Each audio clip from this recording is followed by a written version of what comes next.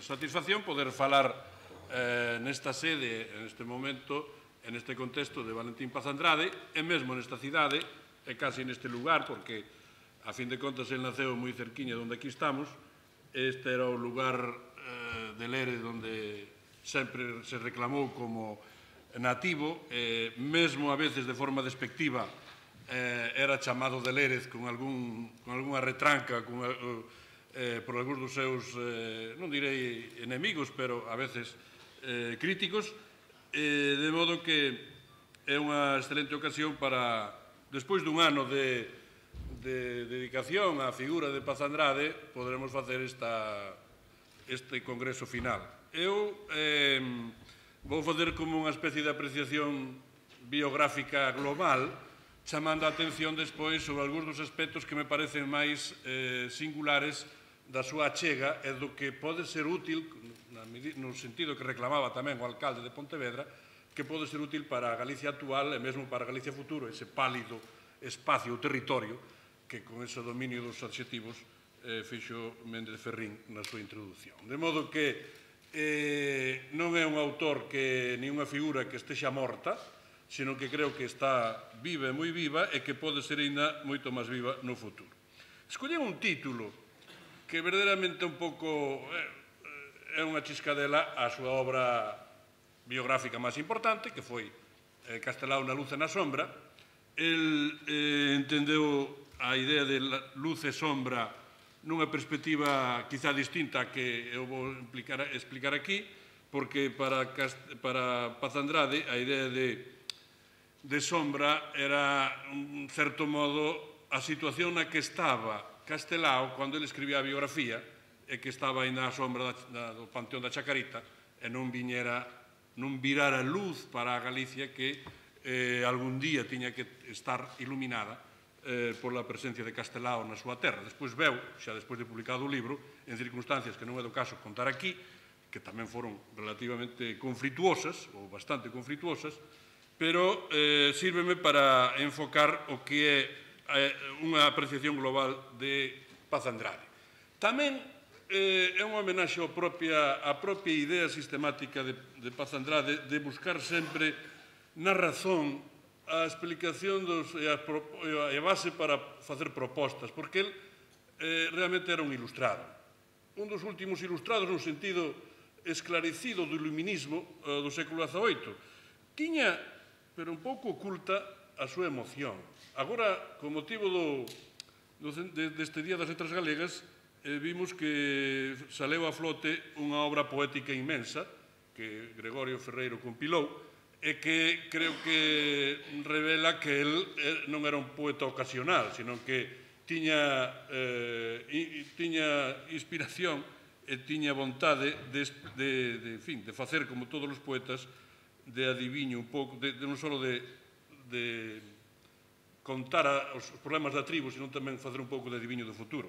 Pero ao lado desta emoción poética creo que ele era un ilustrado e as luces sempre lle preocuparon.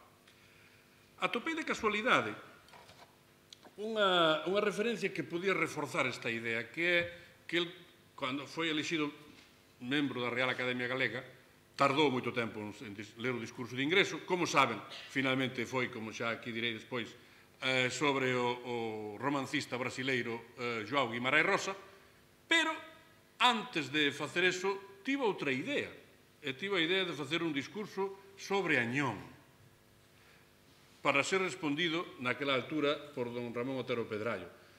E o seu discurso era luces na sombra de Añón.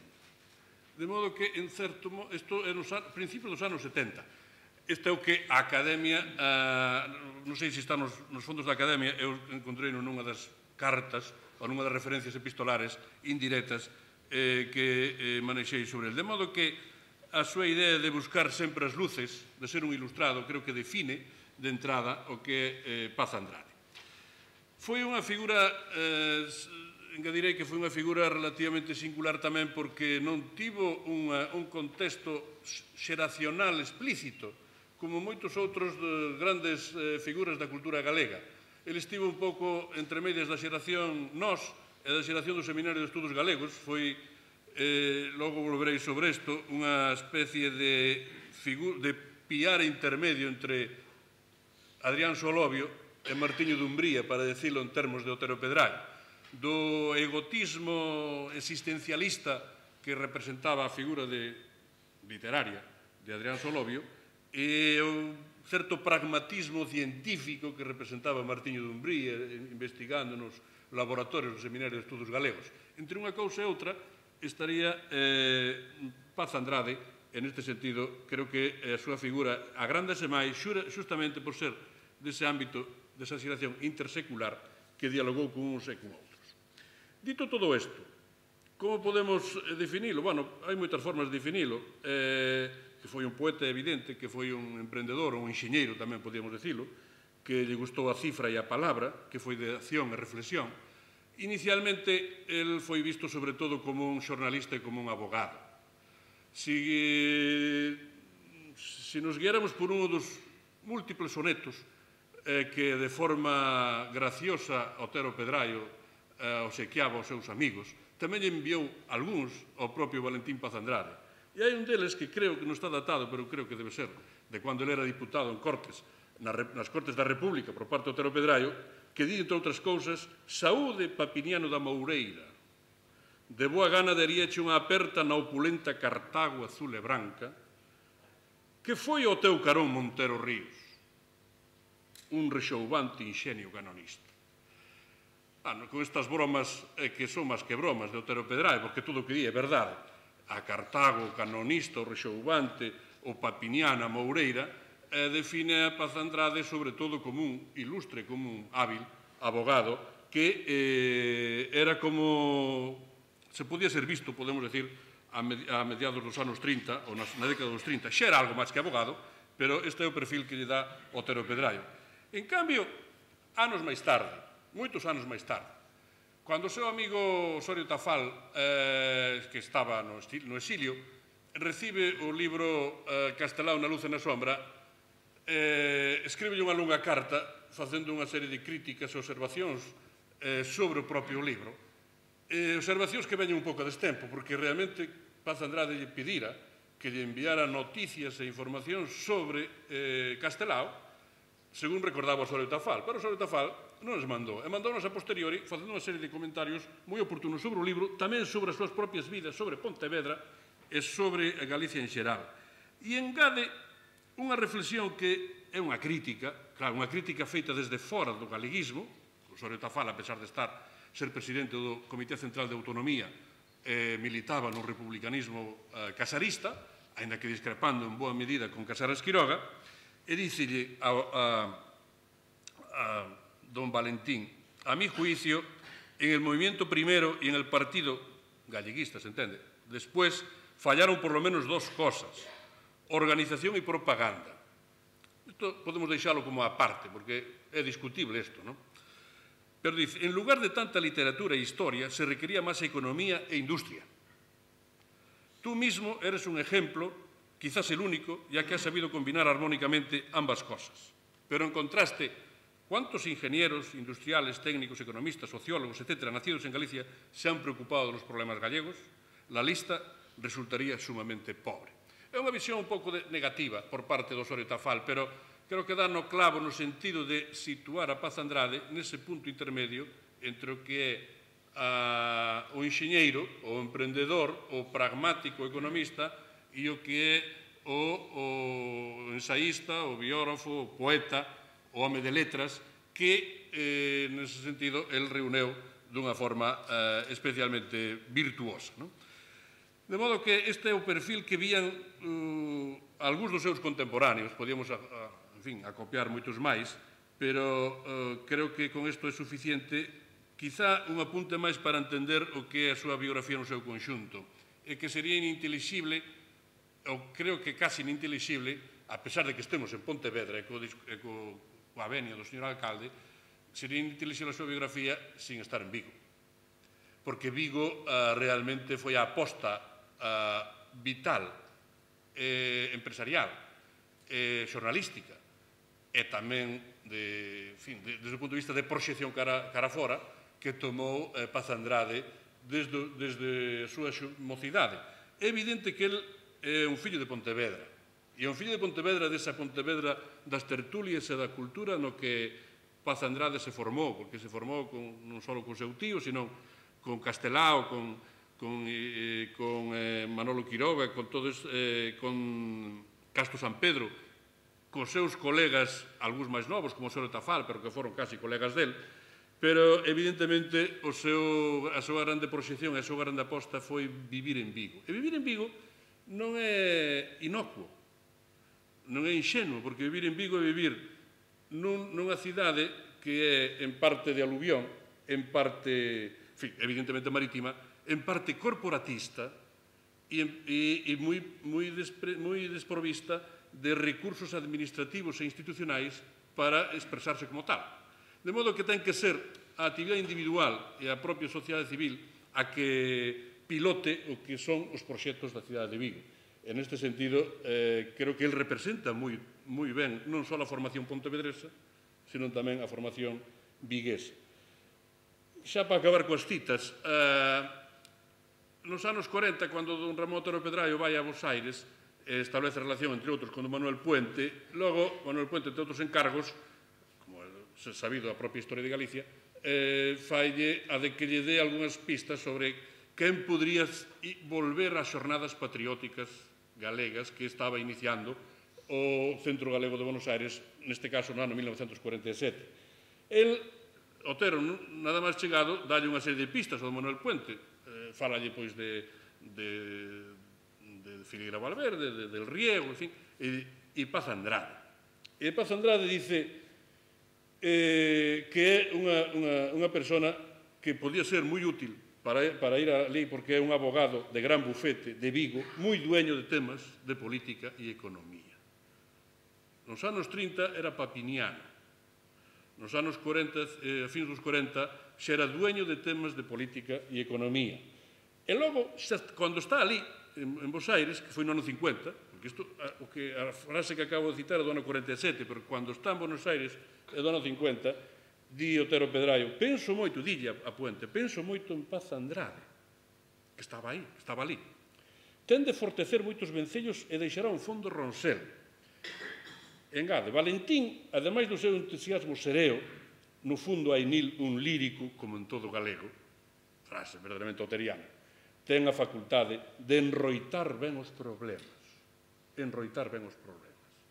De modo que xa non é un superador do canonista Montero, non é un señor que viva en unha Cartago azul e branca, senón que é unha figura que é dueña, que dona, de moitos temas, e que pode ser moi útil na relación co exilio. En fin, que, por tanto, Paz Andrade tivo unha biografía, non vou dicir nada desto, densa, feita un pouco a contrapelo, en moitos casos, con disensos cos seus coetáneos ou con institucións ou con movimentos que foron coetáneos, aí están, diríamos, as sombras. E, ao final da vida, nunha das últimas entrevistas que deu, foi a Televisión Galega, por tanto, foi fundada en 1985, non teña data, pero debeu ser no ano 86, di expresamente que case sempre me tocou estar na oposición. É quizá excesivo, pero é unha autopercepción da súa propia ubicación no ámbito da cultura galega, de ser menos comunitarista do que individualista. Foi unha figura, neste sentido, bastante singular, pero, de todas formas, moi leal a algúns principios e tamén leal a algunhas persoas, nomeadamente a Castelao e a Otero Pedraio e a algúns amigos do exilio, e, en fin, a moitos outros que foi facendo durante o seu tempo. De modo que podemos dicir que foi un poeta, que foi un emprendedor ou un enxeñeiro, nese sentido que reclamaba o Osorio Tafal. Foi un intelectual, no sentido de dar conta dos problemas da sociedade do seu tempo, enroitar, para dicirlo con palabras de Otero Pedraio, ben os problemas, e creo que foi unha figura que, apreciada en vida, logo, despois, desde a súa morte, dos últimos anos da súa vida, até case hai pouco, ficou nun espacio casi umbroso, umbrío, non estaba ben ubicado na cultura e no imaginario galego. E, felizmente, este ano 2012, creo que coa escolla por parte da Real Academia desta figura e con moitos contributos que se fixeron, mesmo a aparición de moito material inédito que obraba no seu arquivo, no seu legado, creo que veo a luz un Paz Andrade que é moito máis do que aquel, digamos, vulgar empresario ou mediador empresarial que se había acuñado como figura del nos anos posteriores, xa en vida e nos anos posteriores á súa morte. Dito todo isto, vou chamar a atención brevemente, porque non abuso de súa paciencia, sobre tres luces, digamos, tres aspectos que creo que son esenciais no legado que hoxe podemos ter e ler de Paz Andrade. Isto merecería moita máis explicación, vou non dicir dun modo un pouco sistemático e así telegráfico, pero creo que isto dá idea, dimensiona ben, como se dice agora, o que é a figura de Paz Andrade. Deixo á marxe toda a súa obra de creación, e moitas obras incluso de proxección económica que non é do caso traer aquí. Intésame suliñar tres aspectos. A súa aportación á política, porque a pesar de estar aparentemente fora, estivo e foi moi influente na política. Na política galeguista. Por tanto, isto é un punto que está presente na ditadura de Primo Rivera, na República especialmente, na posguerra dunha forma moi lateral ou moi oblicua, pero sí tamén presente, especialmente na transición democrática e na Galicia autonómica. En segundo lugar, o seu esforzo por ser un intelectual que entendese Galicia. Non foi só un abogado que resolveu pleitos ou que asesorou empresas, sino que, sobre todo, despois da Guerra Civil, xa antes como un xornalista, pero sobre todo despois da Guerra Civil, acometeu a tarefa de combatir algunhas interpretacións caducas de Galicia, que facían de Galicia unha esquina verde ou unha región del noroeste, e dar unha interpretación nova, con fundamento, sobre todo, na ciencia económica. Unha ciencia que ele aprendeu un pouco de forma autodidacta, como moitos outros, e que tratou de trasladar a súa visión de futuro de Galicia. Neste sentido, foi un pioneiro realmente, foi unha persoa, de certo modo, isolada, ata que despois viñeron unha xeración de economistas desde os anos 70 que diron xa a cobillo e digamos, carne aquela estrutura ósea que Paz Andrade diseñou nos anos 50 e nos anos 60. E, finalmente, interésame tamén suliñar moito a condición de Paz Andrade como persona que trata de proxectar Galicia cara fora e de situar a Galicia no mundo. E no mundo non só a través das augas do océano, non só a través das pesquerías e da explotación do mar, etc., que tamén é unha forma de estar no mundo e sigue estando no mundo así, sino tamén desde o punto de vista cultural e con unha especial relación coa cultura luso-brasileira, especialmente brasileira, e con unha presencia moi notable en toda a América Latina, incluso en África, pero sobre todo en América Latina, presencia persoal desde os anos 50, cunha relación co exilio extraordinariamente intensa, cunha parte do exilio, non con todo o exilio, pero que isto dalle unha dimensión de non provinciano, de persoa que non é que este aquí nun bufete en Vigo asesorando a unha corporación de empresarios, senón que ten unha vocación, como digo, de proxectar Galicia no mundo. Isto creo que é unha ensinanza tamén, é unha luz para o día de hoxe. Como político, Paz Andrade foi unha figura non de primeiro nivel como Castelao, nen Otero Pedraio, non chegou a ser diputado, pero puido ter sido diputado, pero non foi durante a República, foi despois, como se sabe, senador nas primeiras eleccións democráticas en 1977, pero a súa relación coa política creo que foi bastante intensa desde a súa mocidade. El non participou nunca da idea defendida sobre todo por un sector das Irmandades da Fala, nomeadamente por Risco, e tamén por Villarponte, quizá na súa mocidade tamén por el, por Paz Andrade, de practicar un sano apoliticismo, como se defendeu na Asamblea de Monforte en 1922. El foi sempre contrario a ese apoliticismo e creu que a política era unha ferramenta fundamental para transformar Galicia. Por iso ele chegou á política desde moi novo. E impórtame sinalar que, estando aquí en Pontevedra, sendo natural de Pontevedra, formado en Pontevedra, con tanta presencia da política bella que había en Pontevedra naquela altura, porque Pontevedra ten moitas ventaxas e moitas virtudes, pero tamén tiña, non sei se é un defecto, tiña a condición de ser a capital da política da restauración española.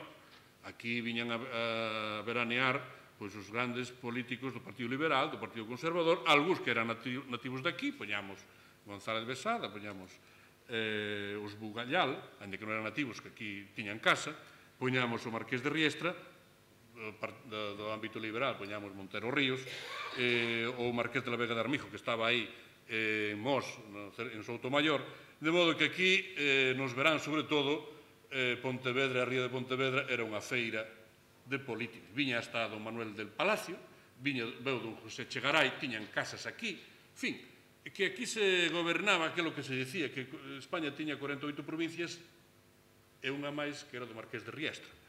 Daquela non había 50, había 49, porque as Canarias eran unha única provincia. Entón, neste contexto, ten mérito que unha persona xa que estudia en Compostela, que se forma ben como abogado, non siga polos vieiros desta bella política, que representaba xa non só estes que acabo de citar, sino, por exemplo, Leonardo Rodríguez, que foi moi querido, mesmo polos membros da xeración Nós, ou o propio Manuel Portela Valladares, xa fora gobernador xeral gobernador civil de Barcelona con Canalejas no ano 10. É dicir, que había un contexto que lle podía orientar a este mozo brillante e con moi bons contactos familiares na cidade de Pontevedra a ir pola bella política. Pois non, el chegou á política ou incorporouse a unha nova política, a unha política que era primeiro expresada a través do xornalismo, no xornal Galicia, que desempeñou unha tarea de crítica primeiro do goberno liberal de García Prieto no ano 22-23 e logo da propia ditadura de Primo Rivera hasta que tivo que cerrar o xornal e, sobre todo, foi na caída da ditadura de Primo Rivera cando se manifestou moi claramente esta idea de combatir a vella política e entrar nunha nova política. El foi moi crítico, Paz Andrade, coa ditadura de Primo Rivera, porque sostiña, e creo que era verdade, que Galicia ficara, e tuvera algúns axudantes moi notables en Galicia a ditadura, algúns de primeiro nivel, como Calvo Sotelo, outros máis de baixo nivel, e incluso extraídos do propio ámbito da xeración Nós, do grupo das Irmandades, pero sobre todo da xeración Nós. Pero el decía que Galicia ficara 7 anos cega, 7 anos xorda, 7 anos muda. Isto dixo no mitin do García Barbón de 25 de xullo de 1930. E aí é cando emerxe realmente o político Paz Andrade. O político como organizador e o político como diseñador dun ideario non tan sólido como pode ser o texto de Vicente Risco, Teoría do Nacionalismo Galego, pero é indudable que no seu texto a nosa definición autonomista, que é o discurso que pronuncia no García Barbón en Vigo en 1930, 25 de xullo, está en esencia non só o programa do Grupo Autonomista de Galicia, que foi a derivación do Grupo Autonomista de Vigo, fundado aquí en Vigo, ali en Vigo, en 1930, sino tamén en bastante esencia, no núcleo central, na súa cerna, está o diario do Partido Galeguista, ese sí, fundado aquí en Pontevedra, en 1931, casi nestas mesmas datas, foi no 4 e 5 de Nadal, se non me lembro mal, nesta cidade de Pontevedra. De modo que Paz Andrade non só representa como outros, como representaban boa parte das Irmandades da Fala da Coruña, como representaba Peñanovo, Villar Ponte, como representaba Viqueira, como representou Viqueira, que xa aquela non vivía, esta aposta por unha nova política que é o que foi a idea xeral da España de 1930. Porque 1930 foi un ano sensacional, un ano no que casi todo o mundo en España tomou a decisión de definirse. había que tomar partido, había que definirse de alguna forma. Non se podía seguir coas vellas prácticas da política. Houve un momento no que tamén estivo incurso Paz Andrade, no que parecía que podía volver unha forma de vella política pero adubiada de regionalismo que sería a alternativa de Cambó, de Francesc Cambó, para quen miraban a principios do ano 30 todos a ver que é o que acontecía con Cambó. Que é o que vai facer Cambó? Portela Valladares mantiña os galeguistas relativamente informados sobre isto, pero finalmente abandonaron esta vía de Cambó. Cambó mesmo, en fin, tamén deixou de ser o que pensaba que podía ser, e, por tanto, enroitáronse ou foron por outra vía. E a vía foi organizar sobre novas bases as Irmandades da Fala. O propio Paz Andrade escríbelle varias veces a Vicente Risco e a Otero Pedraio que ese tipo de organización das Irmandades non vai a ningures. Non pode ser. É un concepto moi tenro, dice en algunha ocasión, é un pouco indefinido, está moi mal organizado, por tanto, ten que ter outro contexto. Isto é o que, finalmente, desembocará despois, con moito tempo, con moitos meses polo medio, na propia fundación do Partido Galeguista. Pero que, cando chegamos ao ano 30, o galeguismo está nunha sorte de indefinición. Eu chamei algunha vez, era unha mea sen conda. Unha mea sen conda. Había moitos fíos, pero non había onde tirar. E uns iban por un lado e outros iban por outro.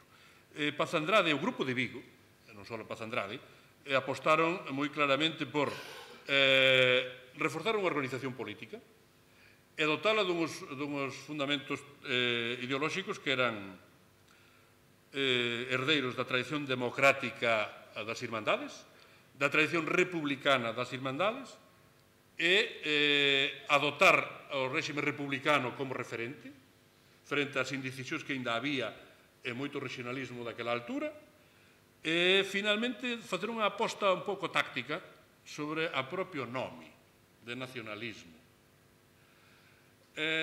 Paz Andrade tamén participou nesto, na idea de separar a palabra nacionalismo do que era o que estaban facendo as Irmandades e o Grupo da Xeración Nós e os novos dos seminaristas galegos que estaban incorporando, para separalos da connotación pexorativa que en toda Europa naquela altura estaba adquirindo a palabra e o concepto nacionalismo.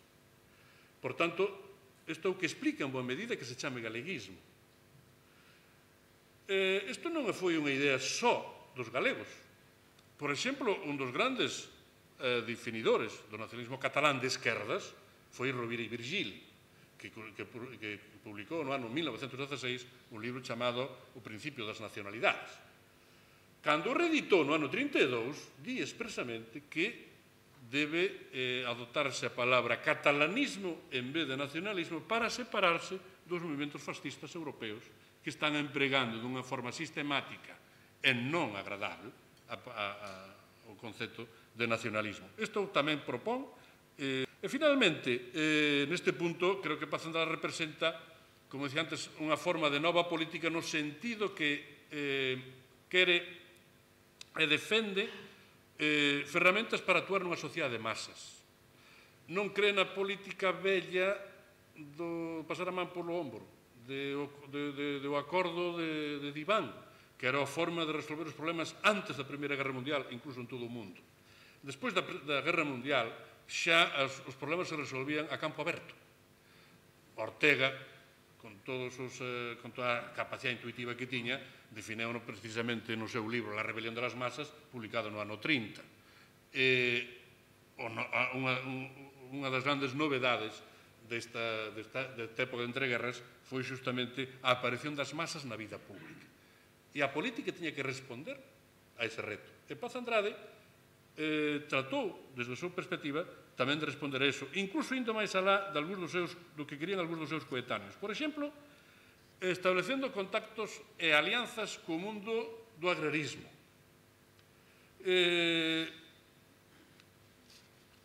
Paz Andrade dicía, en Galicia, dicía nunha carta a Núñez de Búa, non se pode facer nada políticamente sen conquerir o agro, porque no agro están os votos. Claro, había unha idea naquela altura xusta, bastante despectiva do agrarismo. No mesmo ano, Vicente Risco publicou un libro, El problema político de Galicia, e di o Partido Agrario Galego é un partido malogrado.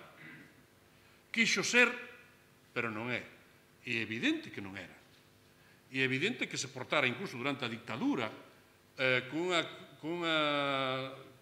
apoio indirecto, a veces directo, ás políticas da ditadura de Primo de Rivera, explicables en certo modo pola súa política agraria do propio dictador e de Calvo Sotelo, que facían sospeitar da propia situación do movimento agrarista.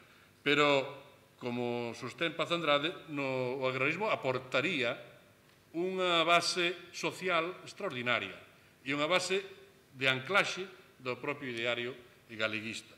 Isto non se fixo dunha forma total durante a República, pero o Partido Galeguista foi nesta dirección. E o Partido Galeguista, como demostrou ben Xusto Beramendi no seu estudo sociolóxico dos militantes e dos dirixentes, pero todos os militantes do Partido Galeguista, vese no seu libro de Provincia e Nación, vese que desde o ano 31 ao ano 36 está evoluindo sistemáticamente na dirección de abandonar o ámbito da mesocracia urbana e profesional cara a ámbito máis agrario e máis de pequenos e medianos propietarios e unha especie de, como diría Otero Pedrao, de democracia de petrucios campesinos. Dito así con esa literatura oteriana, pero que en boa medida estaba nesa dirección. De modo que o que aporta Paz Andrade á política creo que ideas novas ou unha concepción da nova política que en parte define o Partido Galeguista. Non digo que o defina totalmente, porque naturalmente o Partido Galeguista é a suma de moitas cousas, incluso de pactos internos, non? Pero é evidente que tanto un sector importante das Irmandades como o Grupo Autonomista de Vigo laboraron ou traballaron na dirección de facer do Partido Galeguista un partido máis democrático, máis, desde logo, claramente autonomista e nacionalista coa definición de galeguista e ao propio tempo socialmente moito máis plural e moito máis anclado. Isto creo que é unha obra moi importante que, entre outros, ten a Paz Andrade de autor. Claro, estas ideas defendeunas Castelao e Otero Pedraio e Suárez Picallo nas Cortes Constituintes. El non puido estar nas Cortes Constituintes por outras razóns, pero estivo, creo que hasta o ano 32, principios do 33, bastante presente en todos os debates, todas as orientacións do Partido Galeguista. Foi mesmo membro fundador do Consello Directivo desde o ano 31 até o ano 32. A partir de aquí empeza outra fase que o alonxa, que forma parte que deu das sombras de Paz Andrade, quizá desde o atentado de fins do ano 32, logo ao seu desencanto xa a partir do 33, cando súa negativa a ser secretario político do Partido Galeguista cando lle pide Castelao con ocasión do desterro a fins do ano 34, e logo finalmente esta decisión un pouco embarullada, que non está de todo ben explicada nin por uns nin por outros, de incorporarse ás listas nas eleccións chamadas do Frente Popular de Portela Valladares como posible candidato nas listas centristas frente ao Frente Popular ou Frente Contrarrevolucionario. Castelao non o criticou expresamente, pero sí de forma indirecta. Paz Andrade discúlpase dicindo que só había un posto para os galeguistas na lista do Frente Popular e, por tanto, se saíra nas listas dos centristas serían xa outro galeguista nas Cortes. En fin, isto, de todas formas, creo que non está de todo ben explicado nin por uns nin por outros e quizá quede un pouco nese ámbito de sombras difícil. Paz Andrade, polo menos, dice que iso foi unha sorte que tivo, pero dicillo a Tucho Calvo, xa nos anos 90, ao principio está, que dicindo que foi o maior favor que recibí na vida o non ter sido diputado no 36, porque isto, ao mellor, me salvou a propia vida. É probable, ou casi seguro. Aínda así, como saben, tuvo bastantes problemas persoais a partir do 36 e non se veu libre da tormenta do 36. Deixa a cousa aquí porque se nos vamos xa á época da transición democrática, en fin, que me levaría moito. Eso xa casi expliquei un pouco máis na intervención que fixen con motivo do 17 de maio aquí, en Vigo, no acto organizado pola Academia, por lo tanto, cando definín a Paz Andrade como a cadeira de Galicia, tomando prestadas unha idea de Jordi Pujol, e, por tanto, deixo aquí. O segundo punto, e vou xa avanzando un pouco máis rápido, porque, senón, señor alcalde, ten seguir, non? Digo que para non incomodar moito. O segundo punto de ser un intérprete novo de Galicia. Isto é unha idea que me parece que hai que recuperar con moita forza da figura de Paz Andrade, porque el situouse nun momento de interpretacións xerais dos seres ou das almas dos povos cunha proposta relativamente original e nova. Hai que recordar que despois da Guerra Civil, aínda dentro do ermo cultural do franquismo, houve grandes debates. Debates, moitas veces, entre os propios intelectuais ou pseudointelectuais da cultura franquista. Hai un debate que foi moi coñecido, que é o dos comprensivos excluintes, é dicir, de outro modo, entre Calvo Serer e Pedro Leín Entralgo, que non ten moita importancia, pero que revela o estado de opinión que había naquela altura entre que era España e qual era o seu ser de España. Hai un debate ainda moito máis amplo que é o de Américo Castro e Sánchez Albornoz.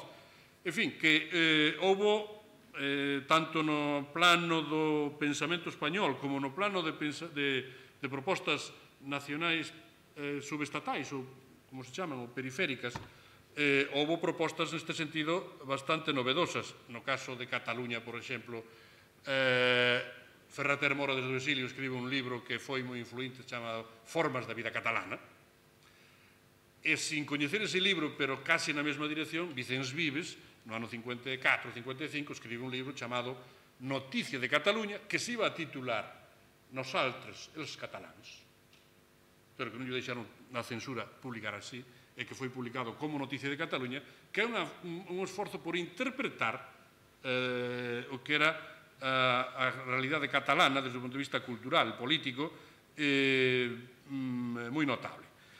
No caso de Galicia, este esforzo por reinterpretar o que é Galicia tamén foi bastante sistemático. Tiñamos a tradición da xeración nós, logo nos anos 50 incorporouse unha posición máis debida a Piñeiro e outros, pero sobre todo a Piñeiro, máis saudosista, digamos, ou da saudade, dito dun modo irónico por Joan Fuster, demasiada metafísica e escaso trato, como dicía Fuster, co meu compadre Voltaire.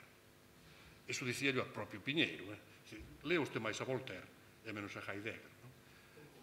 E pouco máis, dice tamén, sí, exactamente. Pero, bueno, o do compadre non é de Marx, é de Voltaire. Bueno, quero dicir que este debate estaba presente na cultura galega tamén, e mesmo no exilio don Emilio González López escribeu un libro publicado, premiado primeiro e publicado polo Centro Galego de Buenos Aires, chamado Galicia, su alma e su cultura, que era un intento, dice él, de encontrar, leo literalmente, el carácter propio de los gallegos, e trato de encontrarlo a través da súa literatura, da súa arte, da súa espiritualidade. É un libro prologado por Blanco Amor e que constituye, digamos que o retorno á cultura galega, o primeiro paso de González López para estar presente na cultura galega. Faino tamén no exilio, fan intentos de definir Galicia de outras perspectivas, pois o grupo de Luis Seoane, especialmente Luis Seoane a través da súa mensaxe artística. En fin, que isto estaba no ambiente nos anos 40, especialmente nos anos 50. Reflexionar de novo sobre os relatos nacionais. Relato nacional español, relato nacional catalán, valenciano, relato nacional galego. Con moitas con confluencias e tamén con moitas disparidades. E aí é onde se incluye, sin dicilo expresamente, Paz Andrade, coa súa proposta que expresa primeiro en Galicia como tarea e despois en la marginación de Galicia, que, sobre todo en Galicia como tarea, é un esforzo sistemático por definir un proxecto viable para Galicia desde o punto de vista económico, pero tamén cultural. Non esquece a cultura. E, por tanto, Paz Andrade, digamos que traballa nun ámbito que é un pouco, é como un oasis, non ten moitos precedentes, tamén tardará a ter continuadores, ten solo algúns interlocutores en América, máis que aquí, e algúns interlocutores fora de Galicia no ámbito da chamada ciencia regional daquela altura. El, creo que neste proposta de Galicia como tarea, o que fai é superar algúns dos puntos que tradicionalmente o galeguismo tiña colocado en primeiro lugar respecto da interpretación económica de Galicia, especialmente a obsesión co librecambismo, que foi unha das marcas importantes das Irmandades da Fala, e mesmo da xeración Nós, Risco hasta se ocupou desto en el problema político de Galicia. Frente a esta idea do librecambismo como un deus ex máquina que podría resolver todos os problemas de Galicia, Paz Andrade dalle a volta. Dicir, o que temos que aproveitar son os nosos recursos e poder proxetar as nosas potencialidades cara fora. En este sentido, é unha aposta pola industrialización de Galicia, con man de obra que debía destinarse desde a emigración cara a estas bases industriais e cun aproveitamento do aforro interior e tamén, se pudera ser, do investimento do Estado e aproveitando as dúas fortalezas básicas que ten Galicia, que é o que el chama o meridiano da auga. Escrito no ano 57, 58, o meridiano da auga. A auga doce, que son os encoros que están facéndose en Galicia, que el considera que son un recurso fundamental para desenvolver endóxenamente a industria en Galicia. Por tanto, recursos hidroeléctricos fundamentais. E segundo, a auga salgada. E a auga salgada é explotar toda a súa dimensión os recursos pesqueiros de Galicia. Todo isto adornado, mellor dito, máis que adornado, integrado cunha aposta cultural, porque, como se sabe, en Galicia como tarea, non se dá importancia solo á demografía, á industria, ao aforro, etc., sino tamén se dá importancia á cultura propia, á lingua, despois diré algo desto, como elemento fundamental.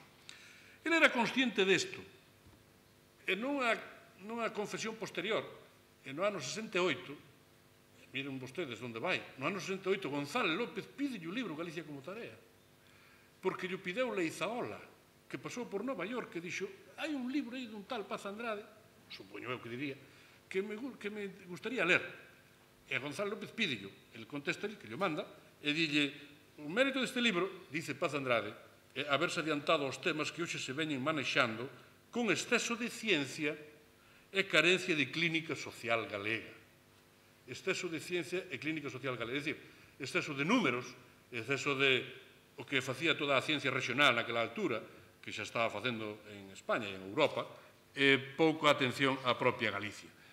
De modo que a aposta de Paz Andrade neste sentido é concebir Galicia non como algo que nos ven feito, como algo que nos, como dice él, que nos fue irremediablemente dado, sino como algo que é susceptible de ser proxectado, de ser pensado para o futuro. Esta é unha novedade, creo que é moi grande. Hemos de hacer e rehacer todos os días. Non é que sexa originalísimo, en certo modo a idea orteguiana tamén do proxecto colectivo ten algo que ver con isto, e moitas outros, naturalmente, ten que ver con moitas outras tradicións anteriores, pero a originalidade de Paz Andrade que trata de pensar en clave económica Galicia. E este pensar en clave económica Galicia quere levarlo non só aos libros, sino tamén a algunhas propostas concretas. Por exemplo, empresas, que xa non vou falar delas, por exemplo, centros de estudio, que foi o Instituto Galego de Economía. Plantearse facer un Instituto Galego de Economía no ano 58-59 é dunha originalidade extraordinaria. Non foi só idea del, foi idea en boa medida dos exiliados e do grupo da Agüea de Buenos Aires, que lle encargan que diseñe as bases dun Instituto Galego de Economía. Así como había moitos outros centros de estudio en España e fora de España, basicamente fora de España, para estudar as variables fundamentais da economía dunha rexión ou dun Estado. Neste sentido, Paz Andrade é interpelado para que faigas xustamente ese estudo de esas bases programáticas do que foi o non nato Instituto Galego de Economía. Itá Díaz Pardo, que estaba daquela entre Galicia e Bos Aires, insisteulle moito neso, na necesidade de facelo, na necesidade de poder servir de ponte entre o exilio e o interior. Díaz Pardo naquela altura tamén estaba moi preocupado pola que se chamou desde o principio do século XX a Organización Científica do Traballo Industrial, o que se pode decir a Socioloxía do Traballo Industrial. El publicou mesmo un folletiño chamado Discusión sobre a Organización Científica de la Industria Manufacturera, que é un folleto, creo que non venal, feito en Bos Aires, pero publicado ou con pé de imprenta Moret na Coruña, e que con isto quero dicir que forma parte deste mesmo proxecto, igual que o que despois Paz Andrade faría coa proposta dun banco industrial de Galicia nos anos 60, etc. De modo que a aposta de Paz Andrade foi combatir o que el chama, creo que xustamente as interpretacións caducas de Galicia. Interpretacións a veces tanto no ámbito da economía como da emigración, como da industria, un pouco literarias, entende el, en exceso, e pouco, para decirlo con súas palabras, clínicas, ou atento á clínica social. E, finalmente, hai un componente en Paz Andrade moi importante que é o de a súa condición de apertura ao mundo, e de non só condición personal, sino tamén defensa da necesidade de instalar ou de inserir a propia cultura, economía, a realidade galega máis alá das súas fronteiras. Fronteiras económicas ou políticas e fronteiras culturais. El, neste sentido, foi bastante coherente na súa propia vida personal, foi un viaxeiro impenitente antes da Guerra Civil e, sobre todo, despois da Guerra Civil.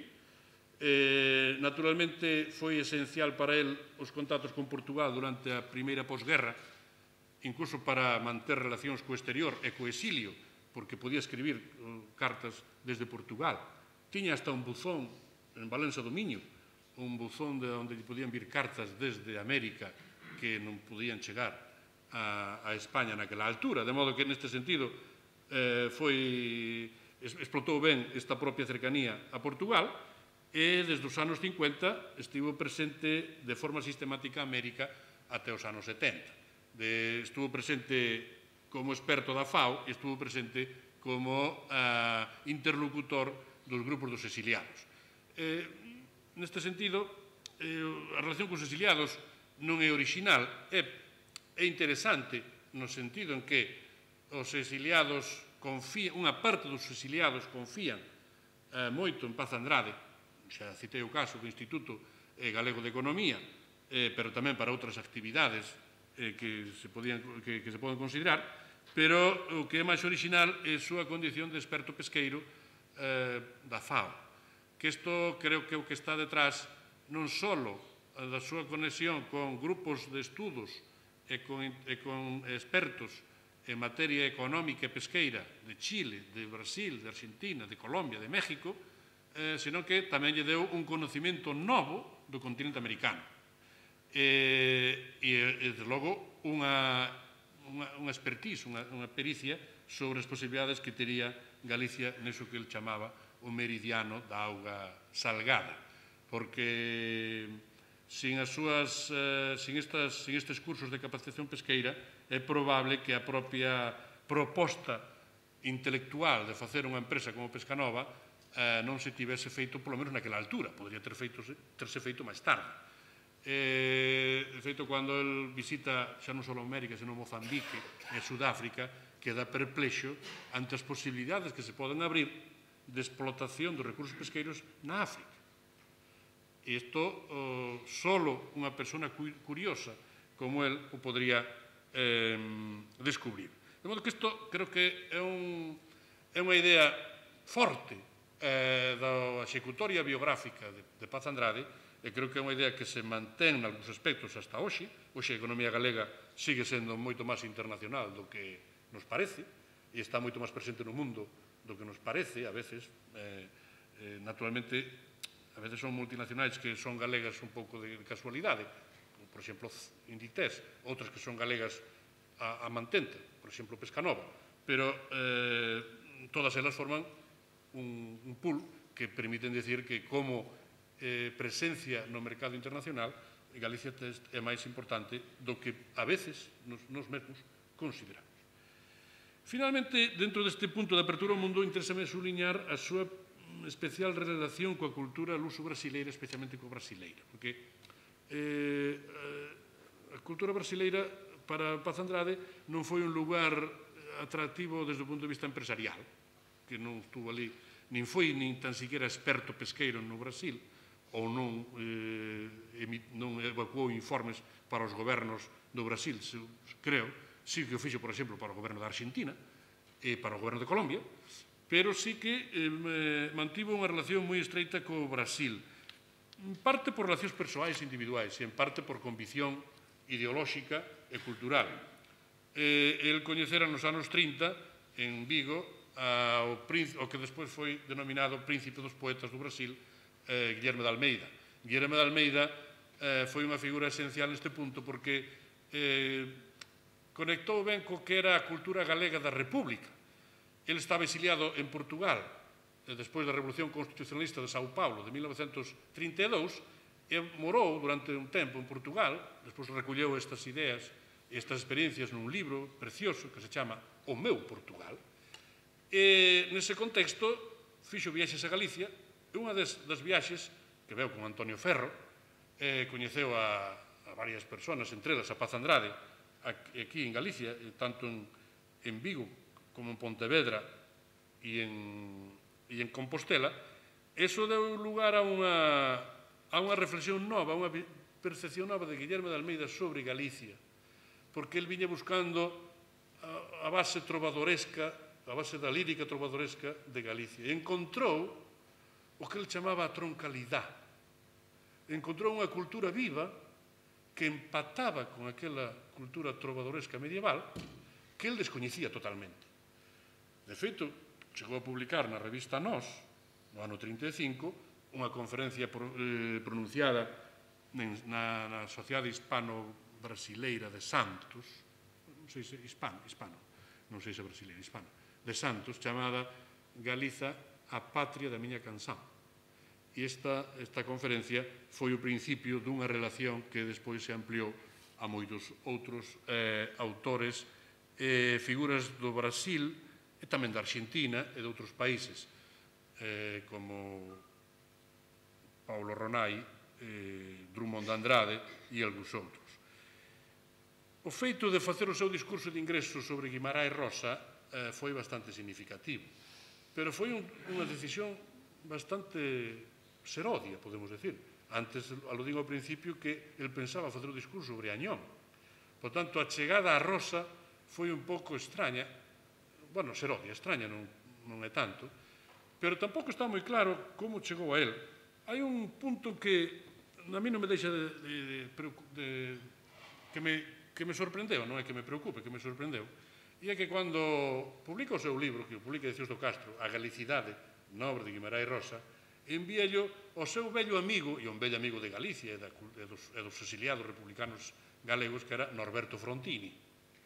E Norberto Frontini, que tiña a gala coñecer todo o continente americano, que fixeron a proposta para a Fondo de Cultura Económica dunha colección de libros brasileiros que incluían máis de 50 nomes, dice, pero como é posible? Eu non coñezo a Guimarães Rosa. Era un erro de Frontini, porque Guimarães Rosa era unha figura xa bastante coñecida no Brasil, e creo que un erro ou un desleixo ou algo que...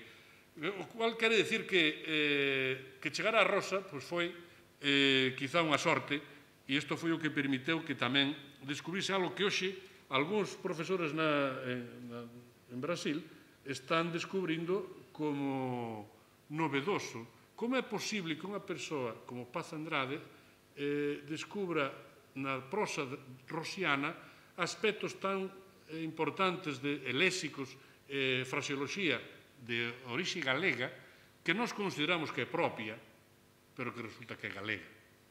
Nesta última estadía en Brasil, fixemos unha mesa redonda no Instituto Cervantes, no que unha profesora da Universidade de São Paulo, Valeria Gil Condé, explicou, claro, en boa medida, gracias á súa condición nativa de Minas Xerais, igual que o Guimarães Rosa, en que medida moitas frases e palabras que ela escoitara de nena, que están tamén en Rosa, que creía que eran patrimoniais do Estado de Minas Xerais, resulta que eran, según Paz Andrade, galegas, ou, digamos, galego-miñotas, porque non sabemos se son galegas da actual Galicia, pero son galegas na Galaequia romana. Por iso, a definición, o sea, a decisión de Paz Andrade de chamarlle galecidade ten máis importancia do que parece. Cousa que os brasileiros, que traduciron ao brasileiro o libro,